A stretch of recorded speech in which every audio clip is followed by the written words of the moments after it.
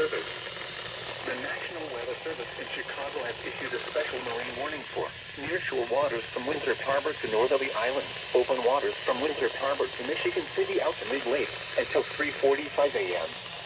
At 1:41 a.m., a line of strong thunderstorms located along a line extending from 19 nautical miles west of Pleasant Prairie to 52 nautical miles west of Winthrop Harbor, moving east at 55 knots. Hazard, wind gusts to nearly 50 knots. Source, radar indicated. Impact, small craft could be damaged and briefly higher winds and suddenly higher waves.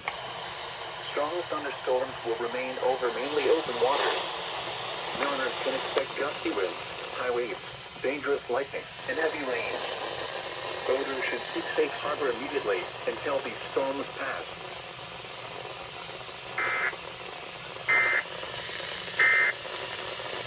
This is NOAA Weather Radio.